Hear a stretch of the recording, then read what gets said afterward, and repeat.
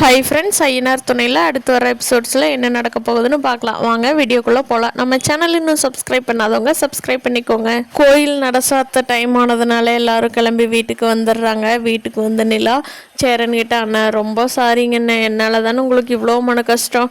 கல்யாணம் வேண்டான்னு இருந்தவரை கிளம்பி கூட்டிகிட்டு போய் கல்யாணம் பண்ணி வைக்க முடியாமல் திருப்பி வீட்டுக்கு கூட்டிகிட்டு வந்துட்டேனே. சாரிங்கண்ணே, கார்த்திகா அப்படி பண்ணுவாங்கன்னு நான் எதிர்பார்க்கவே இல்லைங்கண்ணே, ரொம்ப சாரிங்கண்ணே, என்னை மன்னிச்சுக்கோங்கண்ணே அப்படிங்கிறாங்க. சேரன், பரவாயில்ல விடுமா, நீ என்ன பண்ணுவ, கார்த்திகா வருவான்னு தானே நீ நினச்ச பண்ணுன. ஆனால் கல்யாணங்கிறது பாருமா, யாருக்கு யாரு கூட நடக்கணும், எப்போ நடக்கணும்னு விதி இருக்கோ அப்போ தன்மை நடக்கும். இப்போ பாரு, கார்த்திகாவும் நானும் பக்கத்து பக்கத்து வீடு தான், ஆனால் கல்யாணம் நடக்காமல் நின்றுச்சு. இதெல்லாம் கடவுளோட விதிதாம்மா, நீ என்ன பண்ணுவ விடுமா அப்படின்னு நிலா கிட்ட சேரன் சமாதானப்படுத்திட்டு இருக்காரு. அப்போ நிலா சொல்கிறாங்க, அண்ணன் அந்த ஐயர் வந்து தாலி உங்கள் கையில் கொடுத்தாங்க இல்லையா, அதெல்லாம் ரொம்ப அப்படியே என்னால் தாங்கிக்கவே முடியலைங்கண்ணா. ரொம்ப ரொம்ப சாரிங்கண்ணா, திருப்பி நான் கேட்குறேன், நீ மன்னிச்சுக்கோங்கண்ணா.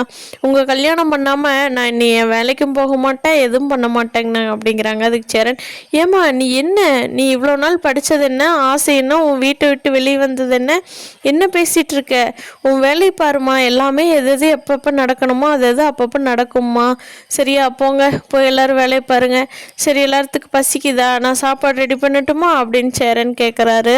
அவர் அதை கேட்ட உடனே எல்லாத்துக்கும் ரொம்ப கண் கலங்கிடுறது. இப்படி ஒரு யதார்த்தமான அண்ணனுக்கு லைஃப் இப்படி கார்த்திகை ஏமாத்திட்டாங்களேன்னு எல்லாரும் மனசுக்குள்ளேயே அழுகிறாங்க. சேரனோட அப்பா வந்து, நான் தான் அந்த பொண்ணு அப்படி தான் பண்ணு வராதுன்னு சொன்னேன், கேட்டிங்களா, நீங்கள் கேட்காம ஏற்பாடு பண்ணீங்க, பார்த்தீங்களா இங்கே வந்து முடிஞ்சிருச்சுன்னு.